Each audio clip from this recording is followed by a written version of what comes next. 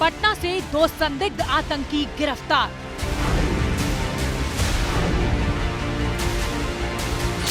संदिग्ध आतंकियों का पीएफआई कनेक्शन।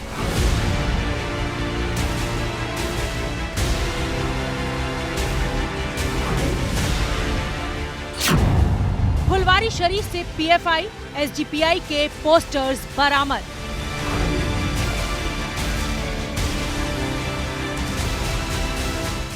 पटना में देश को दहलाने के प्लान पर काम।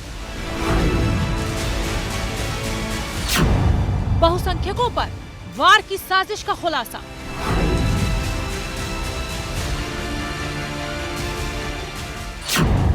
नुपुर शर्मा के बयान पर बदले की साजिश।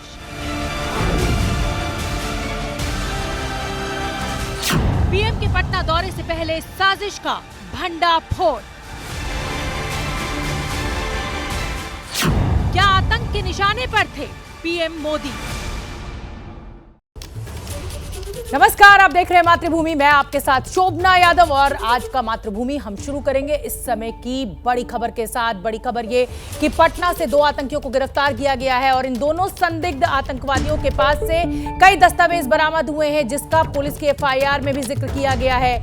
इसके बाद जो दस्तावेज बरामद हुए हैं उनमें नुपुर शर्मा का नाम भी मिला है। तो यह खुलासा भी हुआ है कि पीएम के पटना दौरे में गड़बड़ी फैलाने का प्लान भी हो सकता था। एफआईआर में कुल 26 लोगों के नाम दर्ज किए गए हैं। तो पटना से पकड़े गए संदिग्ध आतंकवादियों को लेकर इस समय एक बड़ा खुलासा। एफआईआर में संदिग्धों से जो बरामद दस्तावेज हैं उसमें नुपुर शर्मा का भी जिक्र किया गया है। प्रधानमंत्री नरेंद्र मोदी के दौरे को भी निशाना बनाया जा सकता था। पीएम के कार्यक्रम में गड़बड़ी का था प्लान। ये एफआईआर में हर डिटेल है उसका जिक्र किया गया है। पटना के फुलवारी शरीफ में 2 संदिग्ध आतंकवादी पकड़े गए हैं। दोनों संदिग्ध आतंकवादियों के तार पीएफआई से जुड़े होने का शक है और दोनों संदिग्धों को आतंकी गतिविधियों की ट्रेनिंग दी जा रही थी। ये तस्वीर आपके सामने।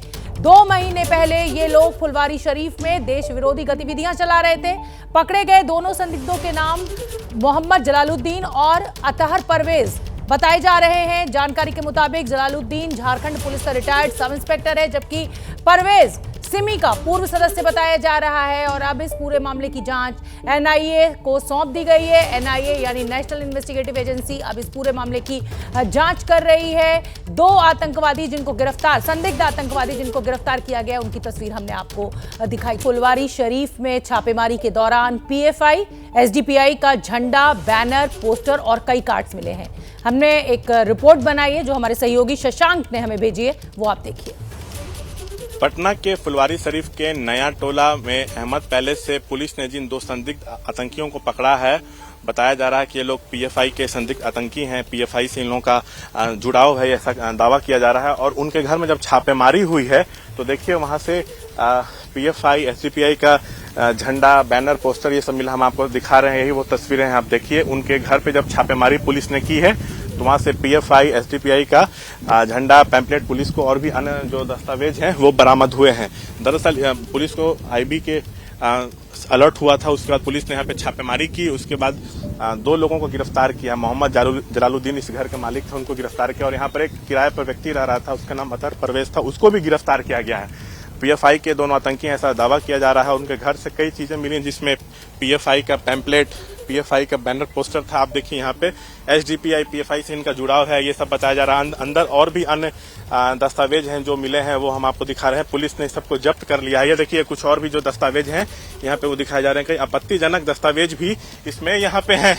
आप देखिए यहाँ पे ये भी आपको दिखेगा एक आई कार्ड एसडीपी का, आपको एसडीपीआई का नजर यहाँ पे आ रहा है। तो पीएफआई या एसडीपीआई का बैनर, पोस्टर सब यहाँ पर जो है देखने को आपको मिल रहा है। इन लोगों पर आरोप है कि ये लोग जो है युवाओं को आतंकी ट्रेनिंग देते थे, उनका ब्रेन वॉश करते थे। 11 को छापेमारी कर पुलिस ने इनको गिरफ्तार किया था। 12 को पीएम विधानसभा में कार्यक्रम में आए थे। तो क्या पीएम के पटना आगमन को लेकर इन लोगों की कोई बड़ी तैयारी थी? इसकी जांच अभी पुलिस कर रही है। लेकिन पुलिस ने साफ तौर से कहा है कि पीएम को कोई डायरेक्ट थ्रेट नहीं था।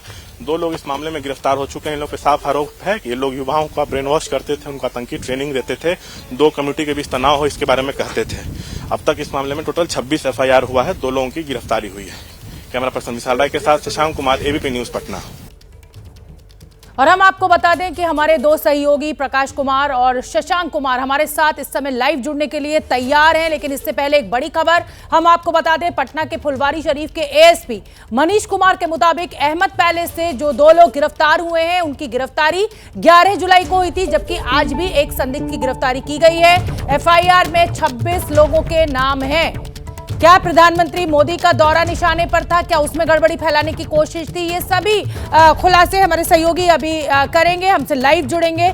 शशांक और प्रकाश कुमार, एफआईआर में कुल 26 लोगों के नाम दर्ज किए गए, ये एएसपी ने जानकारी दी है। मैं रुक करना चाहूंगी मेरे सहयोगी प्रकाश का, लेकिन उससे पहले ये बड़ी खबर एक बार फिर आपको बता दें कि पटना के फुलवारी शरीफ के एएसपी मनीष कुमार ने इस ऑपरेशन को लीड किया था। उनसे हमारे संवाददाता शशांक कुमार ने बातचीत की है। पहले आप ये बातचीत सुनिए कि एएसपी साहब क्या कह रहे हैं और उसके बाद लाइव होगा दोनों रिपोर्टर्स का। फुलवारी शरीफ के एसपी हमारे साथ हैं। मनीष जी, आपने एक बड़े ऑपरेशन को लीड किया, 2 लोग पकड़े गए हैं अहमद पैलेस टोला से। कहा जा रहा है कि लोगों का पीएफआई से जुड़े हुए थे, आतंकी ट्रेनिंग देते थे। क्या डिटेल्स समझाना चाहते हैं? हमें पिछले 10 दिनों से ऐसा इनपुट मिल रहा था कि वेरियस एजेंसीज से, central agencies and state agencies से, कि ईशापुर में, फुलवारी शरीफ के ईशापुर में एक घर में एक्टिविटीज ठीक ठाक नहीं चल रही है, संदेहास्पद चल रही है। हम लोगों ने उसको साइंटिफिकली और टेक्निकली वेरीफाई कराया और हमारे जो ग्राउंड पे सोर्सेज हैं उस सोर्सेज से भी वेरीफाई कराया।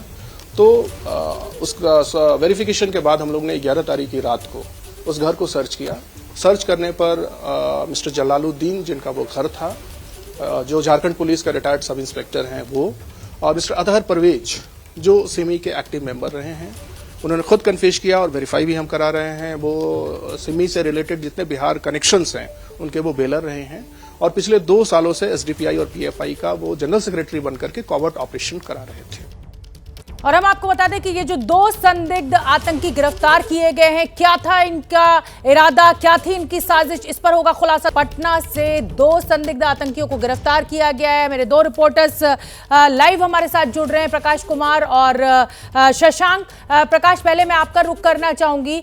सवाल यही है कि प्रधानमंत्री नरेंद्र मोदी के दौरे पर क्या कोई गड़बड़ी फैलाने की साजिश थी इनकी? क्या खुलासा पुलिस कर रही है? शोभना, ये बड़ा ही संवेदनशील मामला है, इसलिए इस पूरे मसले को एबीपी न्यूज के दर्शक समझना चाहेंगे तो इन्हें 3 हिस्सों में बांटना चाहिए। पहला हिस्सा है कि 2013 में प्रधानमंत्री जब नहीं बने थे नरेंद्र मोदी, तो उस वक्त गांधी मैदान में आया था और वहां ब्लास्ट हुआ था और उसका लिंक न सिर्फ पूरे देश भर में बल्कि विदेश तक पहुंचा था और उसका ट्रायल चल रहा है और उसमें सजा भी हो रही है। पर सवाल दूसरा है कि अभी जो प्रधानमंत्री पटना दौरे पर आए थे, तो ये जो पकड़े गए हैं, जिन पर आरोप लगा है संदिग्ध आतंकी होने का, क्या उस रूप में है? क्योंकि एफआईआर में जिक्र है कि पीएम के दौरे में कुछ गड़बड़ी फैला सकते थे या उनकी आशंका थी यहाँ पर। तो सवाल ये उठता है कि ये जो लोग पकड़े गए हैं फुलवारी शरीफ में कितने दिनों से थे, क्या यहीं के रहने वाले हैं और यहीं पर वो क्या कर रहे थे, ऐसी बात जिससे कि खतरा पैदा हो रहा था। एडीजी और एएसपी सबका कहना है कि डायरेक्ट कोई खतरा प्रधानमंत्री को नहीं था। दरअसल ये लोग ट्रेनिंग चला रहे थे। और आपको मैं बता दूं कि बिहार में दरभंगा मॉड्यूल हो या फिर फुलवारी शरीफ मॉड्यूल हो, काफ़ी दिनों से इसकी चर्चाएं इस इलाके में खासतौर से होती रही हैं कि आतंकी गतिविधियों में, और जो कई लोग पूरे देश में एनआईए ने अगर तफ्तीश की है तो दरभंगा से भी कई ऐसे लोग पकड़े गए हैं, युवा पकड़े गए हैं जो आतंकी संगठन में सम्मिलित थे और उनके साथ गतिविधियों में शामिल होते थे। जी, यहाँ पर पीएफआई और जो एसडीपीआई है, इनके बैनर तले ट्रेनिंग दी जाती थी। बिल्कुल ठीक है प्रकाश, आप बने रहिए। शशांक का रुख करना भी बेहद जरूरी है। जी बिल्कुल बिल्कुल आऊंगी प्रकाश, मैं आपके पास। शशांक भी मेरे साथ मौजूद हैं और शशांक ने क्योंकि पुलिस अधिकारियों से बातचीत की है तो उनको भी सुनना बेहद जरूरी है इस समय। शशांक, पुलिस अधिकारी क्या कह रहे हैं? 26 लोगों का नाम इस एफआईआर में दर्ज किया गया है, मतलब ये 1, 2 या 3, 4 नहीं है, ये पूरा एक नेक्सस है और किसी बड़ी साजिश को अंजाम देने की कोशिश की जा रही थी। जी देखिए, 26 एफआईआर हुए हैं और 3 लोगों को अब तक गिरफ्तार किया गया है। जो FIR हुई है उसमें इस बात का जिक्र है कि पीएम का जो 12 तारीख को विधानसभा में कार्यक्रम था उसमें गड़बड़ी की साजिश थी, लेकिन पुलिस मुस्तैद थी। 11 को छापेमारी कर 2 लोगों को गिरफ्तार किया गया। पुलिस से जो हमारी बात हुई ASP हो चाहे ADG, जिन्होंने स्पष्ट तौर पर दोनों ने कहा कि पीएम को कोई डायरेक्ट खतरा नहीं था, दोनों ने स्पष्ट तौर पर यह कहा है और जांच अभी जारी है। और हम अभी उसी मकान के आगे खड़े हैं, अहमद पैलेस के आगे, जहां से मोहम्मद जलालुद्दीन को और अतहर परवेज को गिरफ्तार किया गया था। ASP ने हमें बताया है कि यहाँ पे अलग अलग राज्यों से लोग आते थे, उनको ट्रेनिंग दी जाती थी यहाँ पे, और उसके बाद उनको दंगा भड़काने के बारे में उकसाया जाता था। 2 कम्युनिटी के बीच क्लैश हो इसकी बारे में उनको कहा जाता था। 6 तारीख और 7 तारीख को यहाँ पर उन लोगों को ट्रेनिंग दी गई थी, ऐसा ASP ने हमें बताया है, और अस्त्र शस्त्र की ट्रेनिंग दी गई थी। लेकिन इसको पीएम के कार्यक्रम से जोड़ के देखा जाए ये उचित नहीं होगा, क्योंकि पुलिस बार बार कह रही थी कि पीएम को कोई डायरेक्ट थ्रेट नहीं था। पुलिस ये भी कह रही है कि यहाँ से उन लोगों को जो दस्तावेज मिले हैं उसमें कई अहम चीज हैं, जिसमें 2047 तक बिहार से पूरे इंडिया को इस्लामिक राष्ट्र बना दिया जाए, ये उसमें जिक्र है। और पुलिस ये कह रही है कि पीएम को कोई डायरेक्ट थ्रेट नहीं, हम लोग अभी जांच इसमें जारी रखेंगे। साथ में पुलिस 2 बड़े बात ये भी कह रही है कि बाहर से ट्रेनर यहाँ आते थे ट्रेनिंग देने, और बाहर से युवा भी आते थे यहाँ पे ट्रेनिंग लेने के लिए। बिल्कुल ठीक है, और यही जिक्र प्रकाश कर रहे थे। एक बार फिर से प्रकाश का रुख करूंगी। देखिए प्रकाश, ये एक बहुत बड़ा और गंभीर मसला है। अगर बाहर के राज्यों से युवक पटना पहुंच रहे हैं ट्रेनिंग करने के लिए, और देखिए जम्मू कश्मीर है, माना जाता है कि भाई आतंकवादी गतिविधियां चलती हैं, अंजाम दिया जाता है, लेकिन बिहार जैसे राज्य में अगर इस तरीके का कोई कैंप चलाया जा रहा है जहां पर बाहर से युवक ट्रेनिंग लेने के लिए आ रहे हैं और पुलिस की नाक के नीचे चल रहा है, तो मसला बहुत गंभीर है ये। जी हाँ, बिल्कुल शोभना, मैं यही बता रहा था कि एक तरफ पीएम को थ्रेट होना, पीएम के ऊपर धमकी होना और उनके खिलाफ साजिश, और दूसरा यह है कि इंटरनल स्टेट के अंदर, बिहार के अंदर जो लोग आ रहे हैं ट्रेनिंग उनको किस बात की दी जा रही है, ब्रेन वॉश किस बात के लिए किया जा रहा है। तो वो जो दस्तावेज मिले हैं उसमें जिसका जिक्र शशांक कर रहे थे कि 2047 तक इस्लामिक स्टेट बनाना है, कंट्री को बनाना है, और ये जो लोगों को चर्चा की जा रही है और ट्रेनिंग दी जा रही है तलवार बजाने की, तलवार चलाने की या फिर गोली बंदूक चलाने की, तो इसके तहत क्या इंटरनली, देखिए एक है आतंकी घटना और आतंकी गतिविधियों में शामिल होना जो इंटरनेशनल लेवल से और स्टेट के लेवल पर और पूरे देश में देखा जाता है, लेकिन ये कि एक स्टेट में के अंदर ही जितने भी वहाँ 26 लोगों को जो नामजद अभियुक्त बनाया गया है, इसमें से अधिकांश लोग बिहार के रहने वाले हैं, खासतौर से नॉर्थ बिहार के रहने वाले, जिनका मैं जिक्र कर रहा था दरभंगा मॉड्यूल।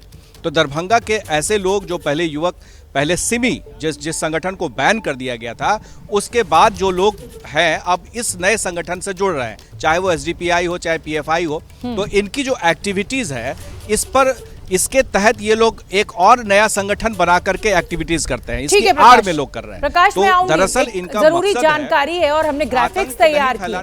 जी आऊंगी प्रकाश में आपके पास, और हम आपको बता दें कि उधर PFI ने आतंक की साजिश में शामिल होने से इनकार कर दिया है। PFI का कहना है कि पटना में जिन्हें गिरफ्तार किया गया है वो PFI के सदस्य हैं ही नहीं। सुन लेते हैं क्या कुछ दावा है।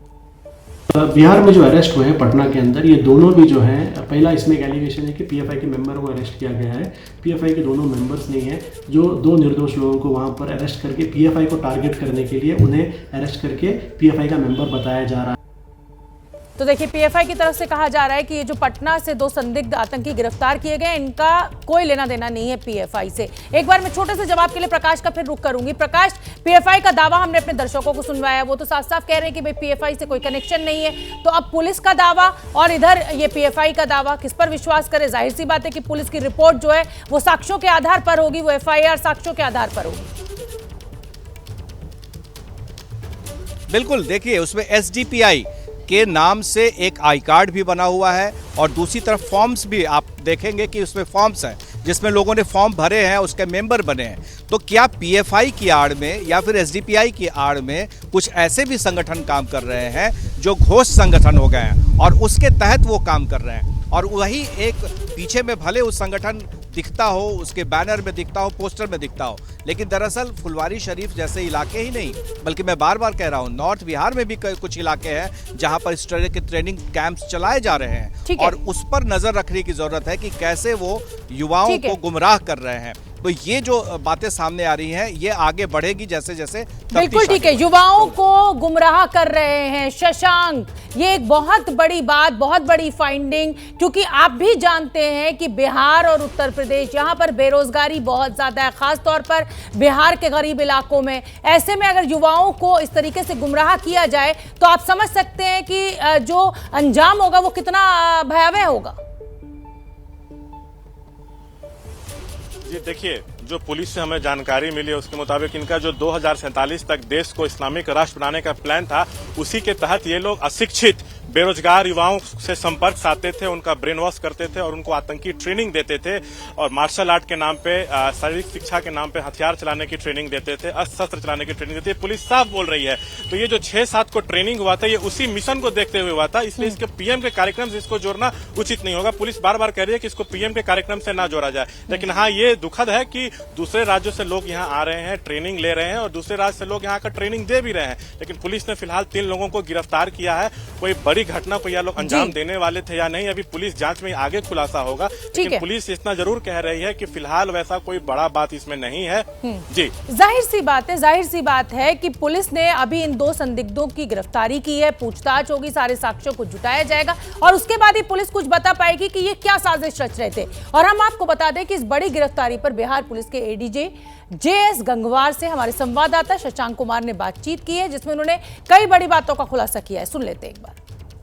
पटना के फुलवारी शरीफ से PFI के 2 संदिग्ध आतंकियों को गिरफ्तार किया गया है। पूरे मामले पर हमारे साथ बातचीत करने के लिए गंगवार सर हैं, एडीजी हैं। सर, कहा जा रहा है कि ये लोग युवाओं को आतंकी ट्रेनिंग देते थे, ब्रेन वॉश करते थे बड़े बड़े दंगा कराने के लिए, क्या सत्यता है? देखिए, पटना के शहरी इलाके में फुलवारी शरीफ थाना है। उस थाना क्षेत्र में पुलिस के द्वारा कार्रवाई करते हुए मकान से संदिग्ध पोस्टर, बैनर, दस्तावेज, PFI का डॉक्यूमेंट्स इत्यादि सामान वगैरह जब्त किया गया। 2 मोबाइल फोन भी जब्त किए गए। इन सभी के भी छानबीन की जा रही है। प्रथम दृष्टया इसको देश विरोधी और 2 कम्युनिटी के बीच में वैमनस्यता फैलाने के उद्देश्य से जो होता है उसको मानते हुए एक प्राथमिकी दर्ज की है। उस प्राथमिकी में अभी तक 26 लोगों का नाम प्राथमिकी में दर्ज किया गया। उस 26 लोगों में से 2 लोगों को गिरफ्तार कर लिया। 11 तारीख को गिरफ्तारी हुई है, 12 को PM मोदी पटना आने वाले थे, तो क्या उनको टारगेट करने की कोशिश थी? क्या जांच में सामने आया है? देखिए, अभी बहुत ही प्रारंभिक स्टेज पर मामला है। प्राथमिकी दर्ज कर ली गई है। तलाशी में कुछ संदिग्ध सामान मिले हैं जिसकी जांच की जा रही है।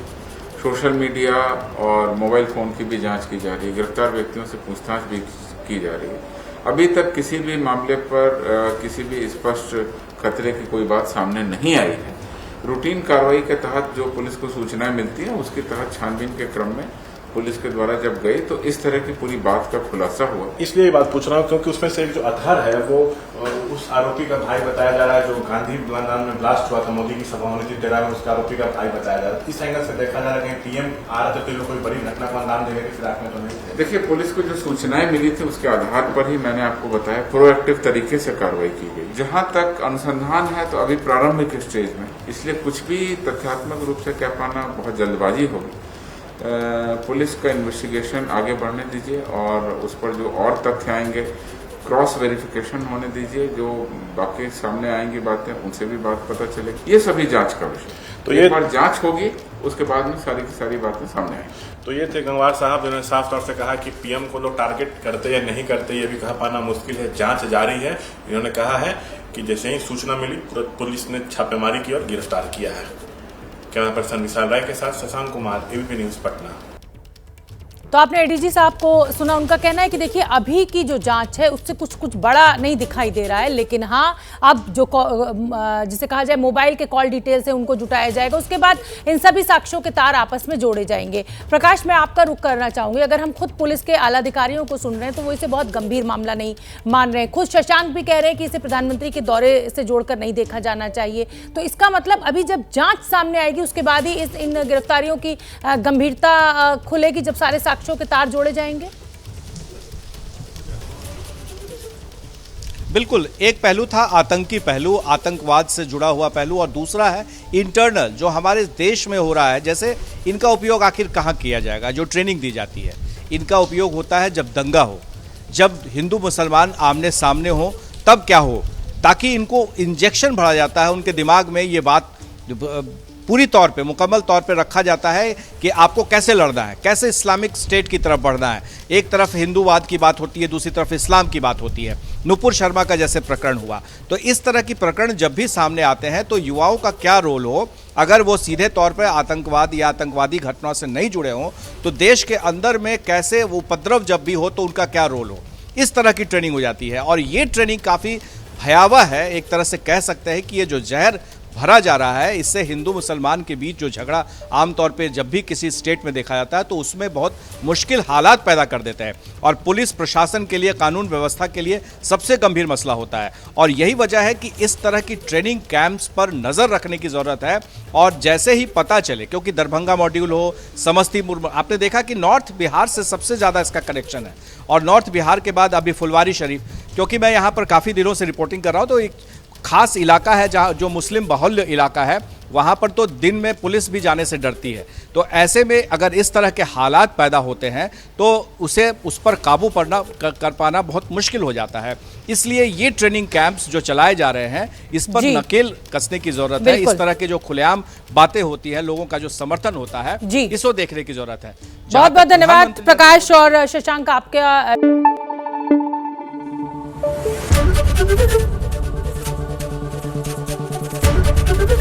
एबीपी न्यूज आपको रखे आगे।